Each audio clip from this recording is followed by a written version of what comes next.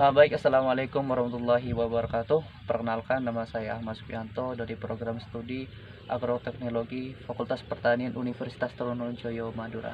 Baik, di sini saya akan mencoba untuk mewawancarai salah satu petani milenial, yaitu yang berada di Desa Bira Timur, Kecamatan Sukobana, Kabupaten Sampang, Madura. Nah, di sini kebetulan Mas ini salah satu petani milenial yang ada di desa, itu salah satunya juga banyak bisa petani di bawang merah juga. Nah, ini Mas,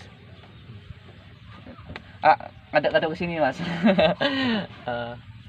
Eh, Baik, sebelumnya namanya siapa Mas? Nama saya Musoli. Ya, sistem pertanian di sini ya, gimana? Cuma bisa tanam bawang, kacang, padi, terus sama jagung kalau di sini. Terus kan Mas sendiri kan kemarin pernah menanam bawang merah lah. Nah, itu gimana Mas? Maksudnya dari keluhan untuk dalam sistem menanam bawang merah itu gimana? Keluhannya? Untuk keluhan sendiri, satu dari pupuk yang sangat mahal, sehingga antara produksi dengan mau jual, dengan harga jualnya itu ndak serasi. Misalkan harga pupuk, ya, misalkan harga pupuk di sini ada, kalau yang 50 kg itu ada yang 450, ada yang 500, NPK 16 kita satu kali pasang. Nah, kalau 3 kali pasang kita harus merogoh kocek ya 1.500.000. Itu lain sama fungisida, insektisida, lain sama benih. Kita benih di sini ada yang 25.000 per kilo, ada yang 20, tergantung dari varietasnya. Gitu. Untuk berarti benihnya itu membeli, bukan dari hasil produksi sendiri gitu Mas. Maksudnya mungkin sebelumnya udah menanam terus itu dijual, apa nanti disediakan, maksudnya disimpan untuk ditanam pada bulan selanjutnya, apakah seperti itu Mas? Ya, itu tergantung dari kebutuhan. Kalau tidak mendesak, misalkan harga produksi itu memadai, itu ya bisa disimpan. Tapi kalau harga jual kita anjlok seperti kemarin-kemarin, kan kita sebelum corona itu harga bawang 37. Nah, selepas corona terus corona, harga bawang ada yang 15, 13, itu pun yang super itu 17. Nah, misalkan tanaman saya sendiri lah, 3 kintal itu minimal ya 1,5 ton kita jumlah, mulai dari pengolahan tanah sampai panen. Sampai panen itu kita jumlah dari mulai awal sampai akhir itu. Pertama kita harus 1 juta itu ke tanah saja, misalkan dari pupuk untuk pupuk dasar, terus clearing tanah, semua itu habis 1 juta. Terus untuk pengolahan, untuk seterusnya 3 juta itu untuk fungisida, untuk air, insektisida begitu. Oh ya, jadi bisa dibilang ya, dengan adanya efek corona sekarang ini, dari harga jual itu sangat drastis ya untuk menurun. Ya, sangat drastis. Mungkin apa saya tidak tahu juga, apa ini salah satu sistem bisnis pemerintah, tidak tahu saya juga ya. Iya. Apa gimana saya tidak tahu. Kalau kita jumlah dari kemarin harga bawang setelah corona ini memang anjlok. Yang awalnya minimal harga itu paling kecil 15, antara 15-20, yang super itu ya 25. Padahal sekarang itu kalau untuk yang sayur kita tanam sendiri, kalau ke Surabaya jual itu harganya 7.000, 8.000, ada ya Pak 10.000 lah begitu. Itu yang super.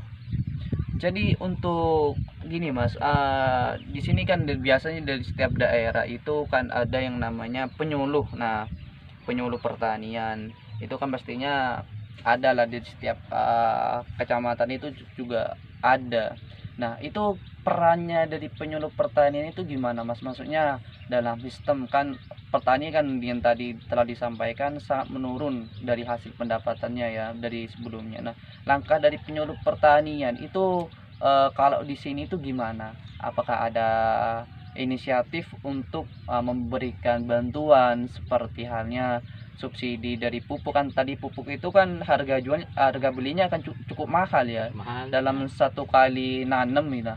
Itu dari pihak penyuluh pertanian itu gimana gitu? Apakah memberi bantuan, apa juga mensurvei kepada tempat, apa gimana itu Mas? Untuk wilayah Bira Timur sendiri, menurut saya penyuluh pertanian itu tidak ada. Fungsinya juga tidak ada. Yang ada itu hanya data. Data itu dari kecamatan mungkin ada penyuluh. Tapi untuk praktek turun ke lapangan itu menurut saya tidak ada. Soalnya bagaimana? Ketika kita petani ini mengalami satu apa, misalkan tanaman kita itu terserang penyakit, terserang hama, itu tidak ada saran bagaimana untuk mengatasinya. Kita itu sendiri-sendiri ya. Untuk misalkan kita itu terserang hama, kita tuh bergerak sendiri, tidak ada apa ya, Tindakan lah ya, ada tindakan dari penyuluh. penyuluh pertanian untuk memberi saran bagaimana ini supaya ini hamanya bebas dari hama, terus ini bagaimana tanaman petani ini supaya produksi hasil panennya itu bagus. Tidak ada. Di sini tuh kebanyakan petani itu sendiri-sendiri, nggak ada ya. Kalau petani milenial pun seperti yang pemuda-pemuda kan pengalamannya itu satu ya, kita share di Google, media sosial gitu ya. Tapi kalau untuk yang sepuh-sepuh di sini kan mereka itu tidak tahu ini terserang hama apa, ini terserang hama apa, obatnya pun yang dipakai itu kadang nggak sesuai sama hama. Untuk penyuluh pertanian sendiri memang mungkin ya di kecamatan atau di kabupaten itu datanya ada, tapi untuk turun ke jalan itu di sini tidak ada sama sekali untuk memberikan saran kepada pertanian.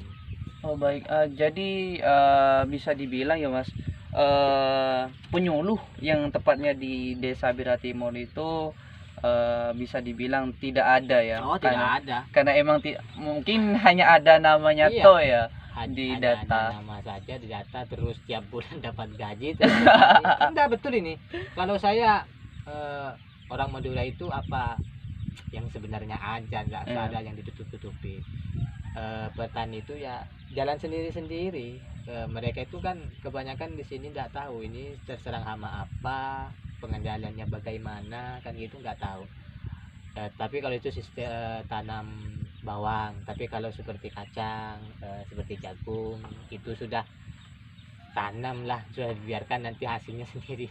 Tapi kalau bawang kan harus ada penyuluh pertanian itu yang tiap bulan ya, tiap minggu ngecek satu tanaman di mana ada yang tanam bawang.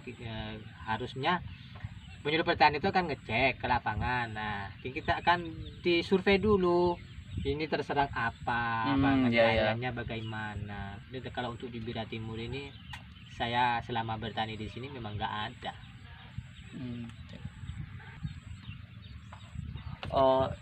Jadi gini ya Mas, dalam tadi kan telah disampaikan kalau misalnya orang-orang yang sepuh itu sangat kesusahan untuk mencari solusinya. Solusi untuk permasalahan. Biasanya kan cuman untuk hanya saja kalau petani milenial itu bisa menggunakan di sosial media. Nah, Ya. Terus gimana sih Mas, maksudnya dengan adanya yang seperti ini gitu, menurut Mas sendiri itu gimana gitu? Maksudnya ada yang namanya penyuluh tapi tidak memberikan suatu pembelajaran ataupun juga edukasi pada kita selaku kita sebagai petani. Nah, itu menurut Mas itu gimana? Apakah ini sangat disayangkan? Apa gimana sih kalau menurut Mas sendiri gitu? Ya, kalau menurut saya atasan sebagai atasan penyuluh ya mending dibubarin aja. Iya kalau menurut saya, soalnya Iya. turun ke jalan tuh nggak pernah, turun ke lapangan Iya. nggak pernah turun. Misalkan kan tiap bulan itu pasti ada gaji Mm-mm. kan, itu tiap bulan ada gajinya. Tapi sangat disayangkan soalnya banyak petani kita yang masih minim pengetahuan tentang bagaimana cara mengendalikan hama, mengendalikan penyakit begitu. Eh, Sistem pertanian kita itu di sini memang beda kalau Iya. dibandingkan dengan seperti di Probolinggo, Jawa. Iya. Di sana itu soalnya kalau tanam bawang 2 hari 1 kali itu kita spray. Tapi kalau di sini tiap hari, malahan tiap hari ada yang 2 kali sehari. Tapi tetap soalnya kan kadang dari sistem obat, misalkan hama ini obatnya ini tuh tidak sesuai. Oh iya ya. Berarti kan emang sangat ya sangat perlu lah selagi kita sebagai petani, karena emang tadi kan berangkatnya karena ingin suatu keinginan yang besar untuk memenuhi suatu ekonomi lah di keluarga. Cuman karena emang nggak tahu dari ini kenapa penyakit diakibatkan oleh apa, tidak ada yang namanya tindakan lah dari penyuluh itu untuk memberikan suatu edukasi lah. Itulah yang penting, yang sangat disayangkan lah bagi kita semua ya Mas, khususnya bagi daerah Daerah Timur ini memang dari daerah kita Bira Timur sendiri. tidak ada yang namanya penyuluh pertanian itu. Iya.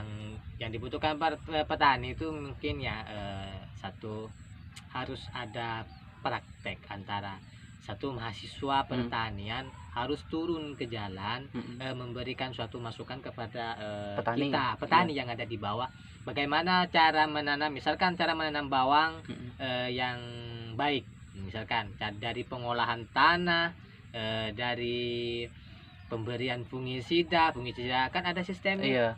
Ada sistemik, terus ada kontak, nah, kan begitu.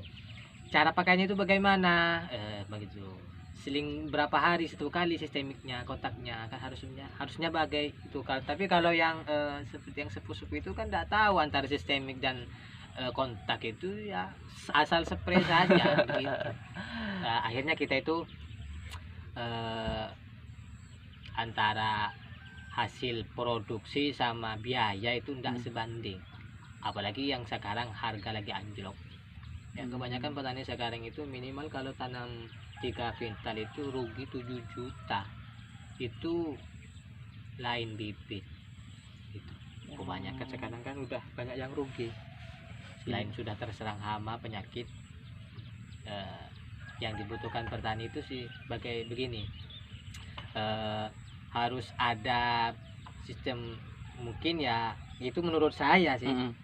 Harus ada begini, jadwal bagaimana turun ke lapangan memberikan arahan kepada petani, atau mungkin ada sekolah khusus lah bagi petani gitu, bagaimana cara untuk mendapatkan hasil, untuk menanggulangi hama begitu. Terus cara, kan sekarang ini ada pupuk kan lagi mahal, bagaimana kita itu cara memberikan pupuk organik ya, seperti kita itu memberikan PSB, bakteri fotosintesis, terus BGPR itu kan ada, bagaimana itu harus tersalur ke petani yang ada di bawah ini. Soalnya kan untuk insektisida dan fungisida itu kan mahal.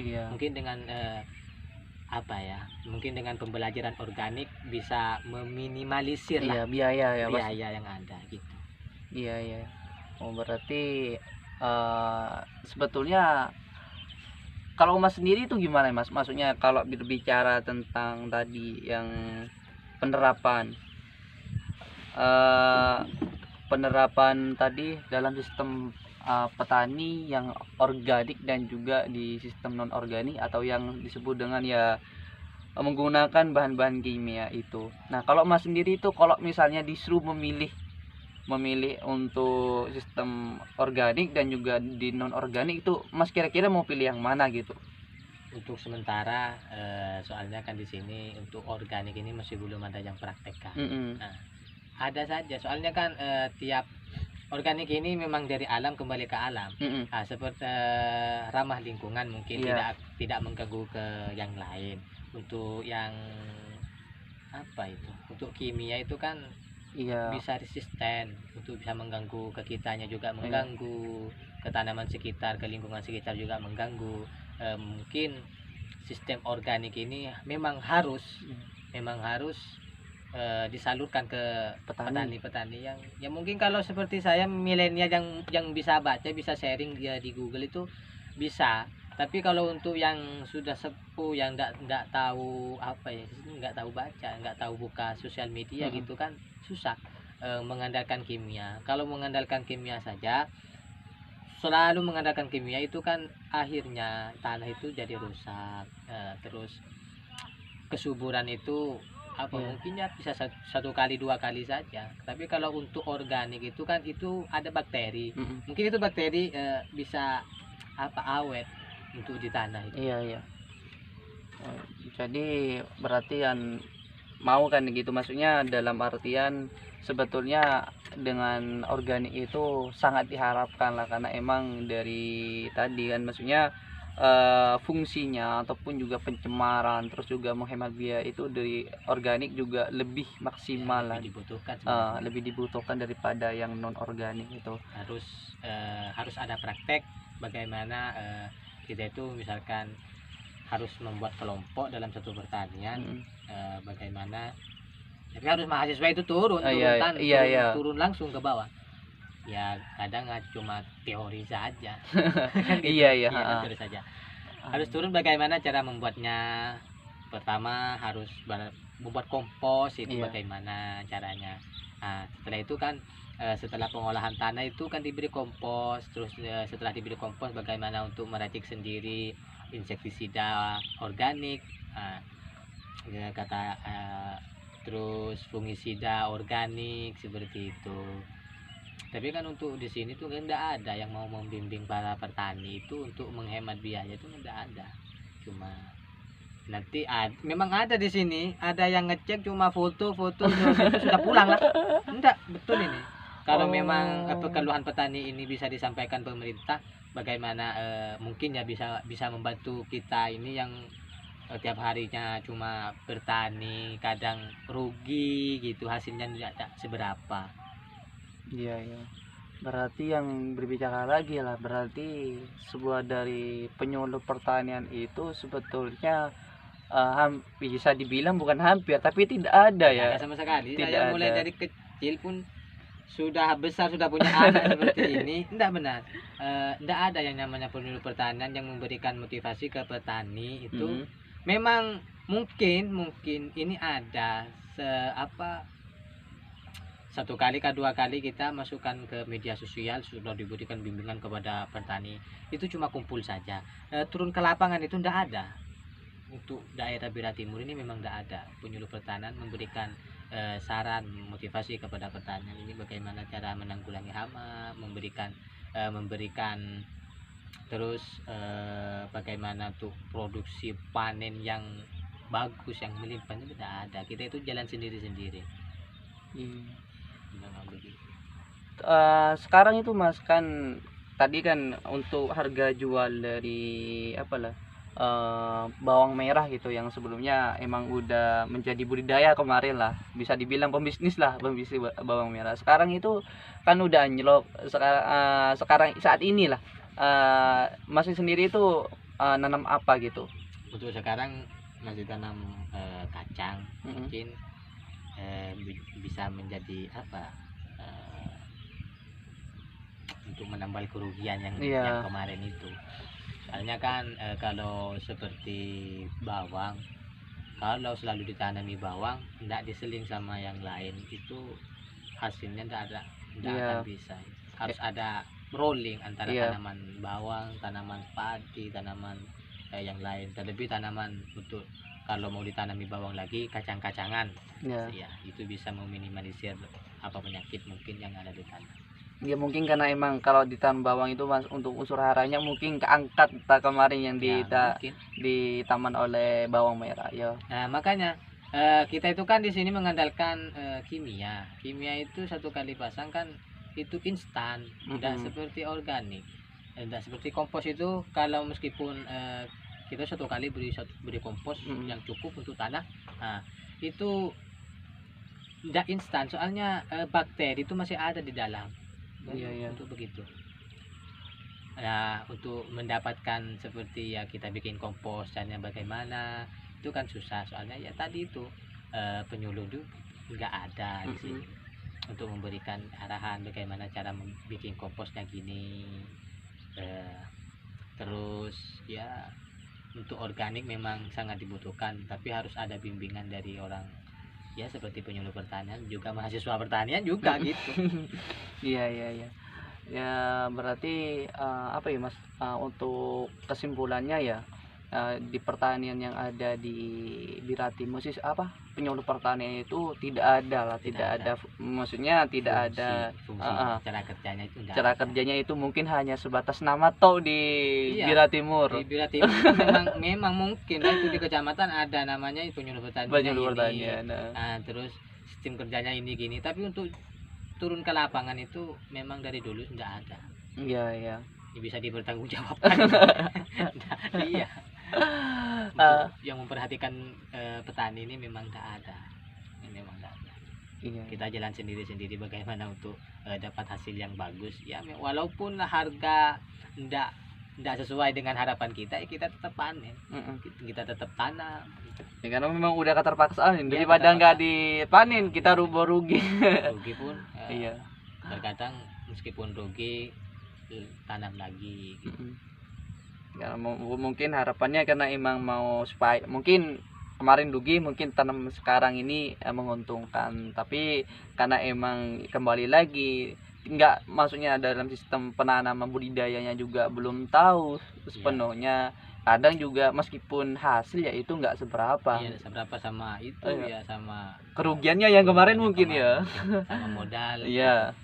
Untuk sekarang memang ya itu organik itu memang dibutuhkan saat yang seperti sekarang ini kan pupuk mahal, seperti insektisida, fungisida itu kan mahal. Bagaimana yang berpengalaman lah, terus yang tahu prakteknya itu bagaimana caranya gitu kan, harus turun ke jalan kasih petani kita itu harus dikasih tahu untuk organik. Memang sangat dibutuhkan organik selain ramah lingkungan, terus tidak mencemari lingkungan yang lain. Iya, iya. Dan tentunya untuk biasanya kalau untuk organik itu dari tanahnya itu lebih subur Mas, maksudnya tapi tidak instan, tidak instan seperti iya, nggak kimia gitu kan. Set angan tidak instan itu. Cara kerjanya itu memang lambat, ya, tapi proses. Iya, proses. Tapi kalau sudah prosesnya itu sudah, meskipun tidak dikasih kimia, tidak dikasih urea atau ZA pun, iya, memang apa? Akan maksimal lah. Akan maksimal. Untuk unsur hara yang ada di tanah itu enggak langsung terangkat. Soalnya bakteri itu kan menghasilkan di dalam. Jadi terpenuhi lah, terpenuhi di dalam itu ada unsur haranya. Kalau untuk kimia satu kali pasang memang duar ke tanaman duar gitu. Iya. Tapi setelah itu satu kali dua kali sudah habis. Kalau kimia. Iya. Harga pun sekarang mahal ya. Mahal. Semua petani. Tapi kalau untuk yang kemarin pun petani mau cari ZA, mau cari urea pun susah. Ada yang jual 150, 160 gitu. Ya untuk pemerintah sekarang, kalau menurut saya sih tidak ada untuk yang memperhatikan pertanian kita. Cuma ada sih memang yang untuk dipamer di sosial media saja ada. Soalnya sekarang itu sistemnya sistem pamer, sistem viral di media sosial. Sudah cerek nanti itu sudah habis, nanti turun ke jalan itu nggak ada. Berarti hanya bisa dibilang cuman mampir ngambil foto disebarkan media gitu, seakan-akan dia itu turun ke jalan. Seperti apa, pencitraan. Pencitraan. Memang sekarang ini kan musimnya musim pencitraan. Mau viral di media sosial saja. Untuk turun ke jalan itu memang nggak ada. Memang di sini tuh DPR pun ada. DPR di sini Bira Timur 2. Tapi untuk fungsi kepertanian ini memang tidak ada yang memperhatikan. Iya. Jadi bisa dibilang ya mungkin itu ada lah menyangkut nama pertanian, tapi mungkin dulu waktu kampanye mungkin Iya, katanya, tapi Setelah kalau udah selesai udah jadi ya akhirnya nggak tahu ini gimana, mungkin yang seperti itu. Nah, mungkin cukup sekian ya Mas, terima kasih Mas untuk wawancaranya juga. Di sini saya juga belajar nih langsung kepada petani-petani milenial, karena udah praktek di lapangan terus menerus lah, meskipun rugi tapi tetap tetap eh, jalan. tetap jalan karena emang kebutuhan yang mendesak gitu Iya. untuk memenuhi ekonomi keluarga. Mungkin cukup sekian dari saya, kurang lebihnya saya mohon maaf. Wallahu muwaffiq ila aqwamit thoriq. Wassalamualaikum warahmatullahi wabarakatuh.